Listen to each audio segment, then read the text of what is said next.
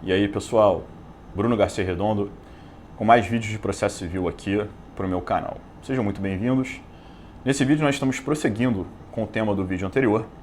Continuamos aqui com o estudo de impenhorabilidade de bens. Acabamos o vídeo anterior estudando o artigo 833, inciso 4 do CPC. Pegando um gancho ali no artigo 833, inciso 4, relembrem que a gente estava estudando bens impenhoráveis. Impenhorabilidade busca resguardar apenas o mínimo existencial, mínimo necessário à sobrevivência digna do executado, sem importar luxo, ostentação, acumulação de riqueza, acumulação de patrimônio. O devedor pode fazer tudo isso, desde que antes ele salde as suas obrigações. E o inciso 4 falava de uma forma importantíssima lá de remuneração do executado, lembrem? Um rol com várias palavras, num rol exemplificativo, qualquer remuneração utilizada pelo devedor para a sua subsistência, qualquer dinheiro, verba, recebido a qualquer título, claro que a qualquer título lícito, né? Eu dei até mesmo exemplo lá, por exemplo, aluguel. O sujeito vive de um aluguel, esse aluguel que ele recebe e comprova que é para sua sobrevivência, esse aluguel é considerado impenhorável. Uma observação eu faço aqui que eu não fiz no vídeo anterior para a gente passar para o inciso 5, inciso seguinte. O STJ entende que a impenhorabilidade é sempre da última remuneração. A última remuneração para o STJ e para a doutrina que acompanha aqui a jurisprudência, somente a última remuneração tem natureza alimentar, apenas a mais recente. Então, exemplo, a pessoa ganha um salário de R$2.000 por mês. Qual é o valor impenhorável no patrimônio numa conta corrente? R$2.000. Ou em casa, em espécie, enfim, R$2.000. Ah, professor, o sujeito ganha R$2.000 por mês, tem R$20.000 na conta, porque são 10 meses de salário de 2.000 que ele não gastou e acumulou dando 20.000. Ainda que o sujeito consiga comprovar que os 20.000 são de 10 meses de salário de 2.000, o 20.000 não vai ser impenhorável. O juiz vai poder penhorar 18.000. Só os 2.000 do mês vão ser impenhoráveis, porque só eles, em tese, têm caráter alimentar, seriam destinados à subsistência. A prova de que os outros 18 não eram essenciais para a subsistência é o fato de eles terem se acumulado. Então não gastou todo o salário e acumulou. Lembrem, eu acabei de falar no início do vídeo, o devedor tem direito de acumular patrimônio, desde que primeiro ele pague os débitos dele, né? Atenda aos seus credores, os credores sejam atendidos. São os princípios que regem a execução e regem o direito processual, a efetividade da execução, maior interesse do credor, responsabilidade patrimonial do devedor respondendo com todo o seu patrimônio. Então, verba que na origem tinha natureza alimentar e não é utilizada para subsistência, não é gasta, perde a natureza alimentar para o STJ, podendo ser penhorada a partir do mês seguinte. Inciso 5 fala de uma outra ordem de bens impenhoráveis, dizendo lá livros, máquinas, ferramentas, utensílios, instrumentos e outros bens móveis. E o CPC fala necessários ou úteis ao exercício profissional. Vamos lá. Livros, máquinas, ferramentas, utensílios, instrumentos e bens móveis necessários ao exercício profissional. Aqui fala dos móveis não que guarnecem a residência. Guarnecem a residência são impenhoráveis pelo inciso 2, se não ultrapassarem o médio padrão de vida. Roupas, acessórios, pertences, normalmente impenhoráveis pelo inciso 3, não relacionados à profissão, relacionados ao dia a dia com o mínimo necessário à dignidade da pessoa humana. Aqui é para manter o exercício profissional do executado. Então, algo que às vezes até pode ser de um valor um pouquinho elevado, desde que seja necessário ou útil ao exercício profissional. A gente pode ter, por exemplo, os instrumentos de um dentista. Um instrumento isoladamente considerado até poderia ser de um valor alto, que às vezes ultrapassasse um médio padrão de vida, porém ele é essencial, ele é necessário ao exercício profissional daquele sujeito. Se ele não tiver aquele instrumento, aquela peça, ele não consegue exercer sua profissão, perde clientes e perde, por exemplo, a sua remuneração de autônomo. Perde lá a verba do inciso 4. Então você pode pensar aí, a biblioteca com os livros, por exemplo, do ramo do direito do advogado. Eu mencionei aqui instrumentos de um cirurgião dentista. O interessante é falar do exercício profissional. O entendimento majoritário do STJ entende que só pessoa natural tem profissão. Então, só bens móveis, como regra geral, de pessoa natural, pessoa física. Bens móveis de empresas, pessoas jurídicas, como regra geral, são penhoráveis, porque pessoa jurídica não exerce profissão, em sentido estrito. Ela pode exercer atividade empresarial, atividade econômica, etc. Mas profissão é algo de pessoa natural. O STJ diz, então, que só estão abrangidos os bens móveis de pessoas naturais, não de pessoas jurídicas devedoras, salvo, e o STJ abre algumas exceções, estendendo para os bens móveis de pequenas pessoas jurídicas. Então, pequenas pessoas jurídicas têm esse benefício dessa empenhorabilidade aqui, segundo a STJ, onde os sócios atuem pessoalmente. E o STJ diz lá, empresário individual, firma individual, microempresa, empresa de pequeno porte. E para por aí as exceções. Grandes pessoas jurídicas, os bens imóveis são penhoráveis. E mais, o imóvel é penhorável. O imóvel é penhorável. O que são empenhoráveis pelo CPC são os bens móveis. O imóvel, onde o executado, seja pessoa natural ou jurídica, exerce a profissão ou a atividade empresarial, o imóvel é penhorável. Às vezes, como última opção. É penhorável como última opção para preservar a empresa, preservar a geração de renda. Mas no final das contas, não havendo nenhum outro bem livre, o imóvel da atividade comercial vai ser penhorável. É o que diz, por exemplo, a súmula 451 do STJ. Olha, é legítima, ou seja, cabe, a penhora de sede de estabelecimento comercial. Então, o imóvel pode ser penhorado. A título aí de exemplo, bens móveis que, enfim, são necessários ou úteis ao exercício profissional, eu peguei julgados aqui do STJ, olha só que interessante, um veículo foi considerado empenhorável no caso de um executado representante comercial que utilizava o veículo para ir nos clientes vender o produto. Toras de madeira, no caso de um executado que era escultor ou artista plástico, então pedaços de madeira empenhorável. Máquina de costura, numa executada costureira. Um automóvel utilizado como meio de transporte táxi, 99, Uber, enfim. Ônibus, no caso de um executado que se dedicava ao transporte escolar. Cadeiras escolares, mesas, armários de uma pequena escola. Aparelho de ginástica, para o caso de um professor de arte marcial ou de educação física. Vejam que interessante, aparelhos de ginástica, acessórios de lutas, normalmente seriam penhoráveis pelo inciso 3, eu mencionei no outro vídeo, porque normalmente ultrapassam o médio padrão de vida, né? Uma esteira elétrica. É importante para a saúde? Claro que é, mas não está em todas as residências brasileiras.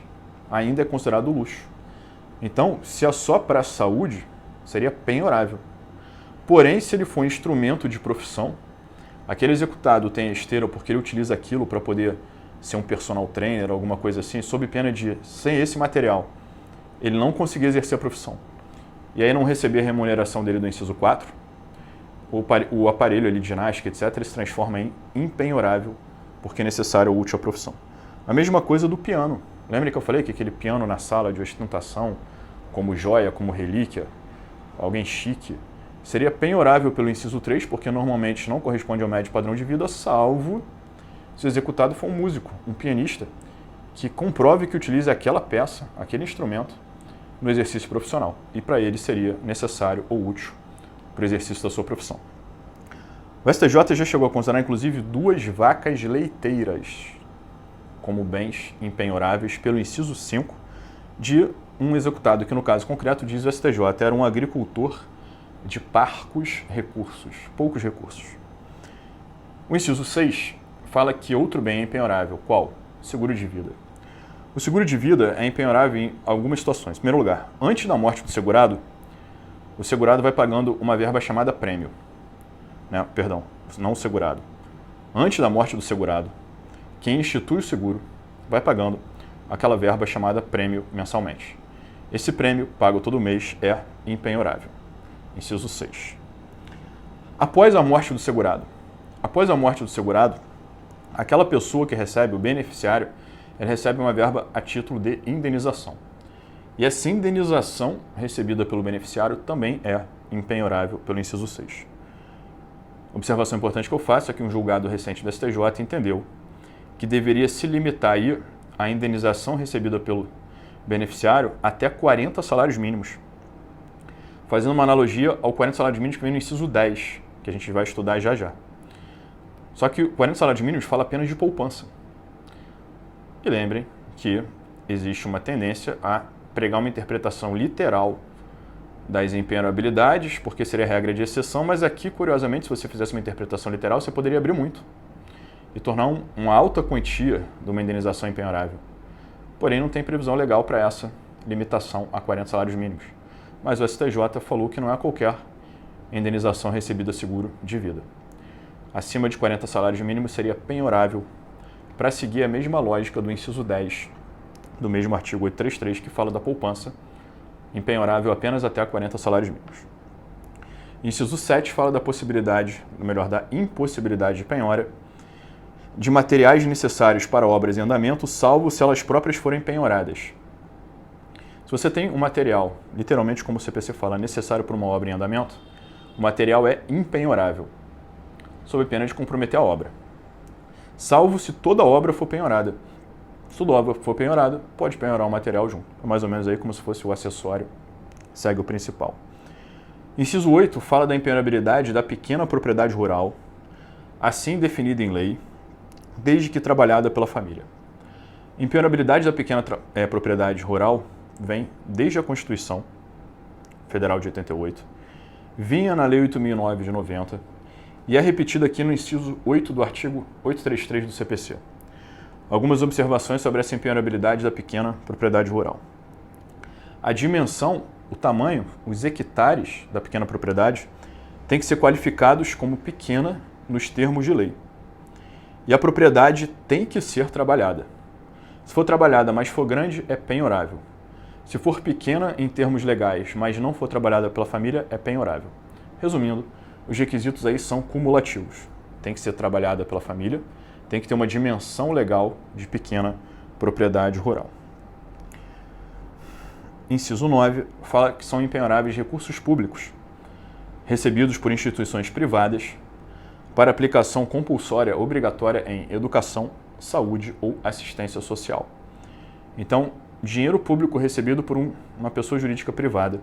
Essa pessoa jurídica privada se transforma em devedora, executada, só que aquele dinheiro público que ela recebeu para ela aplicar em saúde pública, pública, assistência social ou educação, esse dinheiro público que ela recebeu é empenhorável. Há uma polêmica sobre se você poderia estender a empenhorabilidade para uma quarta área de interesse social, por exemplo, área ambiental.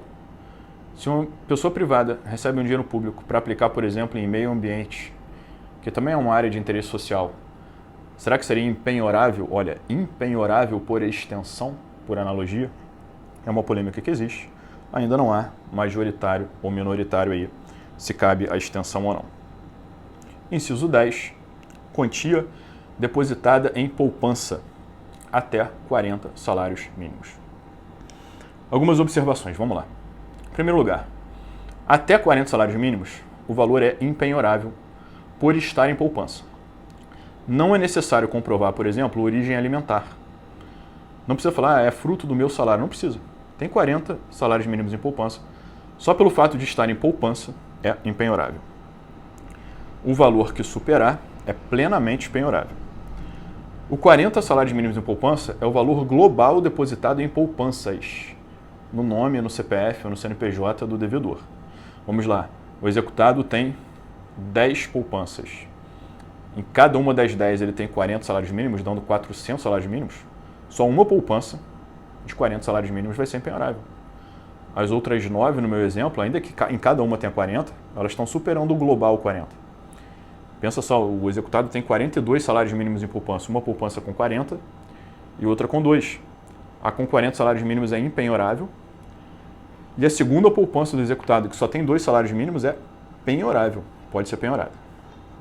Eu, Bruno, prego que é necessário ainda ver a anterioridade do depósito, para evitar que em fraude o devedor pegasse 40 salários mínimos do seu patrimônio e transformasse rapidamente em penhorável para frustrar a penhora e a execução. E, por exemplo, na véspera da penhora, ele transferisse os 40 para uma poupança, para no dia seguinte, na hora da penhora, ser empenhorável, para mim isso é fraude. Então deveria haver uma anterioridade, por exemplo, em relação ao débito, ou em relação à execução, pelo menos no mínimo, para comprovar que aquele valor já estava na poupança. Para evitar que pegasse 40 salários penhoráveis e, na véspera da penhora, automaticamente o transformasse em em penhoráveis. Para mim, Bruno, esse é um posicionamento importante para evitar fraude patrimonial. A grande polêmica que existe é se onde se lê poupança, pode-se ler outras aplicações financeiras. O sujeito não tem 40 em poupança, mas tem 40 num fundo de renda fixa, no investimento de renda fixa. Ele tem 40 em ações, ele tem 40 em previdência privada, previdência complementar, tem 40 em CDI, tem 40 no Tesouro, tem 40 em vários investimentos aí que a gente vê e sabem que existe de renda fixa, de renda variável, etc. e tal. O STJ tem um entendimento que eu falaria até que ainda é majoritário, no sentido de que exceção deve ser interpretada restritivamente e onde lê poupança, leia poupança mesmo. Porque o interesse do legislador teria sido estimular investimentos em poupança. Porque, por exemplo, a poupança tem um baixo risco, dá pouco lucro, ela tem aquela proteção do fundo do garantidor de crédito, parte do dinheiro aplicado na poupança serve mesmo para estimular investimentos, construção imobiliária, para melhorar inclusive socialmente a sociedade brasileira. Mas existem alguns julgados isolados em que são estendidas as impenhorabilidades para outras espécies de aplicações financeiras. Há um julgado do STJ em que ele diz assim, sendo a única aplicação financeira do devedor e não havendo indício de má-fé, abuso, fraude, pode-se considerar como impenhorável até 40 salários mínimos uma quantia depositada em, não poupança, mas fundo de investimento. Em outro julgado, o STJ considera impenhorável 40 salários mínimos em fundo de previdência privada complementar. A STJ já considerou impenhorável 40 salários mínimos em papel moeda. E num julgado, a meu ver, que eu não consigo aceitar, 40 salários mínimos na conta corrente. Para mim, o inciso 10 não é a conta bancária, é a conta poupança.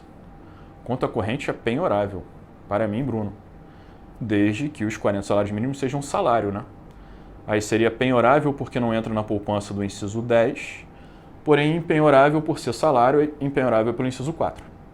Mas não dá para ler, para mim, Bruno, onde lê poupança, leia qualquer aplicação bancária, qualquer tipo de conta, etc. Mas enfim, é uma polêmica enorme se cabe ou não extensão da impenhorabilidade de 40 em poupança para outros tipos de aplicações e investimentos. Inciso 11 diz que são impenhoráveis recursos públicos de fundo partidário recebido por partido político. Partido político devedor executado recebeu um dinheiro público de um fundo partidário, é impenhorável pelo inciso 11. E o inciso 12, novidade do Código 2015, inserido aí no CPC em 2015, não tinha no Código Velho, fala lá no inciso 12 do 833 que são impenhoráveis créditos oriundos de alienação de venda de unidades imobiliárias sob regime de incorporação imobiliária vinculados à execução da obra. Em outras palavras, o crédito resultante de vender uma unidade imobiliária que está no final das contas aquele valor vinculado para concluir a obra, a execução da obra, aquele valor da venda é impenhorável porque no final das contas ele vai ser utilizado para concluir a obra. Lembra um pouquinho aquele inciso que a gente viu das obras em andamento, né? E obras em andamento, salvo se toda a obra fosse penhorada. Então aí para conseguir, inciso 7, né? Materiais necessários para obras em andamento, a gente tem no inciso 12 o valor da venda como necessário para a conclusão da obra. Então, aquele valor é impenhorável. Ponto mais importante aqui no finalzinho desse vídeo são as exceções a essas impenhorabilidades. Ainda que, como regra geral, esses bens, essa pequena parcela do devedor seja impenhorável, raramente ainda vai poder ser objeto de penhora. A impenhorabilidade vai cair, ela vai ceder. E o bem vai se transformar em penhorável. Essas exceções vêm no parágrafo 1º e parágrafo 2º do artigo 833. O parágrafo 1º fala que a impenhorabilidade não é oponível para quem deu o crédito na execução, né, de um crédito dado para aquisição do próprio bem impenhorável. Vamos traduzir.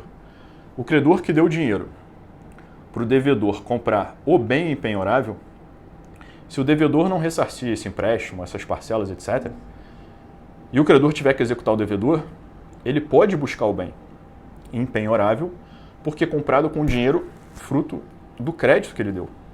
Exemplo, um credor dá um dinheiro empréstimo para alguém comprar um imóvel residencial. O sujeito não paga as parcelas do empréstimo. O sujeito pode obter a penhora do imóvel residencial. Para todos os outros credores e outros créditos, o imóvel residencial é impenhorável, Lei 8.009 de 90. Menos para aquele credor que deu o dinheiro para a compra do bem impenhorável. Seja um imóvel residencial, seja uma pequena propriedade rural, seja para comprar aqueles bens móveis que guarnecem a residência, não de elevado valor, são empenhoráveis para todo mundo, menos para quem deu o dinheiro para comprar aquele bem empenhorável. E o parágrafo 2º fala da empenhorabilidade dos incisos 4 e 10. Empenhorabilidade da remuneração do executado, do, entre aspas, salário, lato sensu, e da poupança até 40 salários mínimos. O parágrafo 2º diz: essa empenhorabilidade cai em execução de crédito com natureza alimentar. Então, execução de alimentos, salário, inciso 4, pode ser penhorado. Poupança até 40 salários mínimos pode ser penhorada, se for numa execução de alimentos. Porque você tem mínimo existencial do devedor versus sobrevivência alimentar do credor. E nessa ponderação de princípio sobrevivência versus mínimo existencial, você pode penhorar parte do salário ou parte da conta poupança, ainda que inferior a 40 salários mínimos. Ah, professor, qual o percentual mínimo e máximo do salário da poupança que pode ser penhorado? A lei não traz mínimo e máximo. Então o juiz pode achar que 10% de um salário, num caso concreto, é tranquilo, não compromete a subsistência digna do devedor e permite pagar os alimentos do credor. Pode considerar empenhorável 10, 20, 30, 40, 50. Caso a caso, em decisão adequadamente fundamentada, o juiz vai justificar quanto de patrimônio permanece empenhorável e explicar que aquele quanto empenhorável é estritamente o mínimo necessário à subsistência digna e liberar o restante, transformando em penhorável para poder satisfazer a obrigação alimentar. E em créditos não alimentares? E para créditos não alimentares? Em outras palavras, em execução não de alimentos, pode-se penhorar salário do devedor? Por exemplo, um salário elevado, alguma coisa assim? O parágrafo 2º do 833 tem um trecho novo, incluído pelo Código de 2015. Incluído no Senado, quando o projeto entrou no Senado, e na Câmara teve uma alteração, voltou para o Senado, e essa é a redação final dada no Senado Federal, para o projeto de CPC. O parágrafo 2º fala assim: são penhoráveis as importâncias excedentes a 50 salários mínimos mensais em outras execuções. Então, em execuções não de alimentos, pode-se penhorar salários acima de 50 salários mínimos. Em outras palavras, pense assim, uma indenização por batida de trânsito. Alguém furou o sinal, bateu no carro do outro. R$5.000 ali de indenização do para-choque, da porta, etc. Verba não alimentar, execução não de alimentos. Busca-se bem penhorável do devedor, executado não tem bens penhoráveis, mas ele tem um salário. E o salário dele é 55 salários mínimos mensais. Esses 5 salários mínimos mensais, ou seja, o acima de 50 salários, são plenamente penhoráveis. Podem ser penhorados para pagar a verba não alimentar, exemplo, indenização do para-choque, fruto de uma responsabilidade civil por ato ilícito. Ah, professor, e os 50 salários, dentro dos 50 salários? Será que eles nunca vão poder ser penhorados? Eu respondo da seguinte maneira: a doutrina prega, mais uma vez, interpretação teleológica do dispositivo. Lembra que no caput do 833 não tem mais a palavra absolutamente empenhoráveis e prega que essa empenhorabilidade dos 50 salários mínimos seja empenhorabilidade relativa. Eu, por exemplo, tenho escrito sobre o tema desde antes do novo CPC. Eu tenho, por exemplo, um livro de penhora do ano de 2007, pela editora Método. E defendi pós-Código de 2015 isso, por exemplo, num comentário da editora RT, em que eu comento o artigo 833 do CPC. E lá eu defendo que dentro dos 50 salários mínimos, essa empenhorabilidade é relativa. O juiz poderia, caso a caso, ponderando mínimo necessário à subsistência digna do devedor versus princípio da efetividade da execução, maior interesse do credor, etc., ponderar qual é o valor, no caso concreto, necessário à subsistência. E tudo que ultrapassasse o mínimo existencial pode ser penhorado. Então, em casos concretos, às vezes o juiz pode falar que realmente 50 salários mínimos são empenhoráveis. Em outro, ele pode analisar o caso a caso, ver o mínimo necessário para a subsistência daquele devedor e falar que não, na verdade, 30 salários mínimos está de bom tamanho. Uma pessoa, arredondando os cálculos aqui, consegue viver tranquilamente com R$30.000. Aliás, pensando em Brasil, dimensão continental, considerar 50 salários mínimos, que está quase R$50.000 por mês, como o mínimo necessário à subsistência digna, seria absurdo. É por isso que eu prego que essa empenhorabilidade não é absoluta.